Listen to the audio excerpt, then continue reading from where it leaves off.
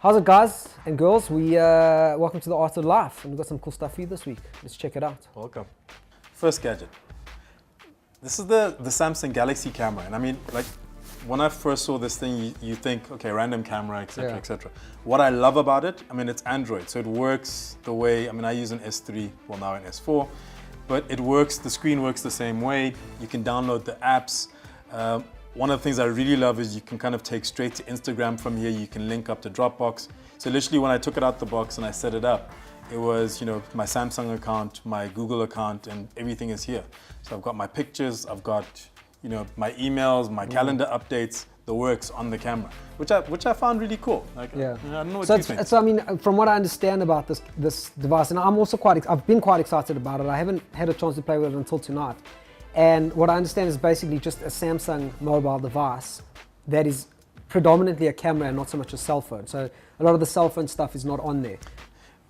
I mean, look, you can get most of the apps. Literally, you can download most of the apps. I mean, I'm getting an error downloading Viber, Facebook pages, etc., etc. So, like I said, once you link it up to Wi-Fi, and more and more, like in this day and age, you're getting Wi-Fi everywhere. I mean, the interesting thing for South Africa now is that if you have a Galaxy device, you get a free, I think it's 1 gig. Yeah, 1 gig always on.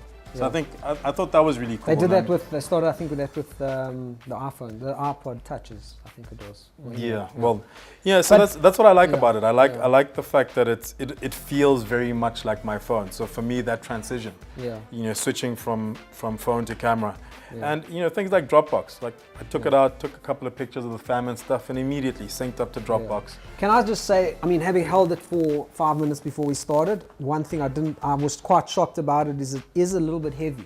I know that it's a full-on big machine, but it's a little bit heavier than I thought it would be. It's a camera, man. I mean, look, at the end of the day, it's very weird how spoilt we've become, because now something that's, 200 grams heavier, all of a sudden we're going, oh, it's too heavy, No, the reason I say it is, like, for example, if I'm going to take this to a music festival or something, look at the screen.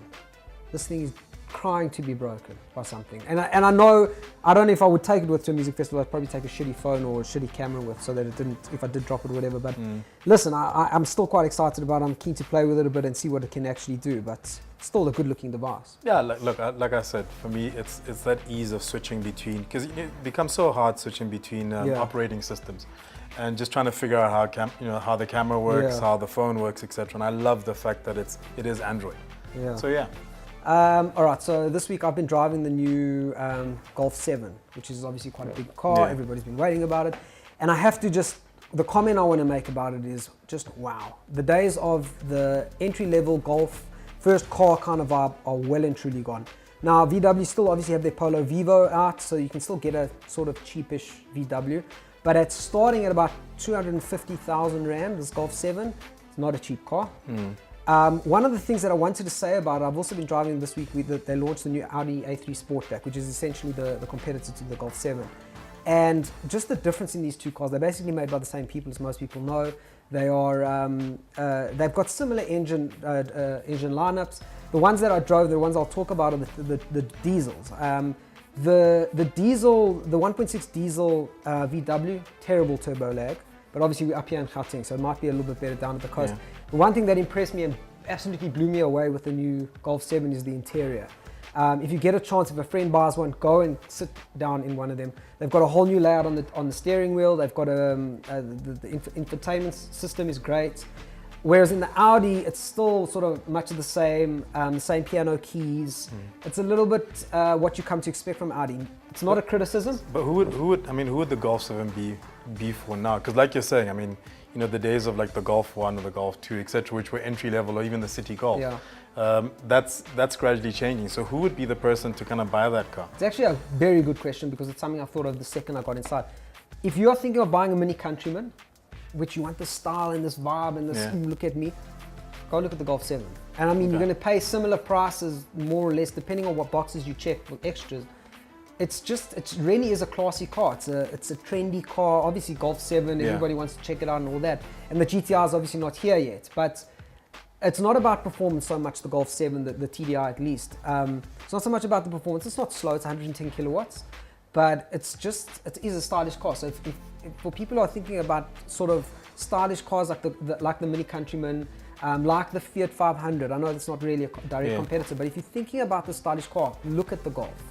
All right, so the next thing I have is it's a very small thing and very random, but it's a Genius thumb or finger mouse. So I mean, you literally just plonk it on your finger, and you'll double click in the middle. It's a mouse. Right? Yeah, it's a mouse. Cool. And you kind of slide around. So the what is that? The pad?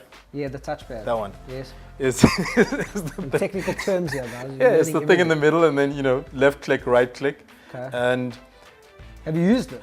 I used it working on my desk, and I won't lie, like I spent a lot of time just going on my touchpad and using that. Yeah. But it's great for things like presentations. So if you're doing a presentation and stuff, and you plugged it in, you don't want to have to keep going back to click. You can just stand off and maneuver. So it's a novelty, really. But so it's not an everyday replacement. Yeah, I don't see it as an everyday replacement. And to be honest, I use a mouse. That's a pity. I use an external mouse, but it's a pity because something like this could be. I mean, assuming it worked properly. Look, from a functioning perspective, it Although works. when you go outside for a cigarette, you're going to have to take this with you, and then who knows. It's not a speaker, at least, so you're not going out for a cigarette to some do dick. other stuff. But yeah, look, like I said, it is a bit of a novelty, but it's great for presentations. So if you're somebody who does a lot of talks, a lot of presentations, I think this really is cool for that. So yeah, like I said, it's a small thing, it's a novelty, but kind of a cool little thing to have. All right, so I've got a set of Bluetooth speakers here that I know a hell of a lot about, actually. But jokes aside, we've just opened this, and it's they're called the HMDX Jam. Very cool speakers. What I dig about them, they're obviously Bluetooth, so literally you just connect. Let me take them out. That would help. See, look at that. You just literally turn them on, connect, and play. And I was just telling the guys, go check out this band. This band's called the Little Comets. Very cool British band. And you see this hardcore like rocker dude, and then he yeah. Because they're very cool. He comes with like Mango Groove type grooves. What I dig about these speakers, if I can just point this out, because I like it when brands make life easy for people. A lot of brands will send you a set of Bluetooth speakers, and they'll give you this, and then they'll give you that, and you must read through all this crap just to learn how to do it. These are just tuned right there on the middle. If you can see that, 0000 is the passcode. You don't have to read into this. Yeah. You don't have to, just make life easy. Well done, guys. And I think also with it being Bluetooth, wireless, and you can plug it into stuff. So it covers everything. So you don't have that issue of different docking stations and Here's the aux in, there's a charge. Yeah, fully. At the same time, look, everybody is making speakers, so there are quite a lot of speakers out there in the market. So I guess with these things, it's generally kind of what you can cop for free, what is cheap. You got a launch and they give you one. Yeah, then you plug that in and use it. But they look, I mean, they're very cool speakers, and I think the sound quality is relatively decent for the house, for the bedroom, for sitting at your desk. That's it. We're done. Hope you'd enjoyed it. Come back again soon. We'll have another one up. Peace.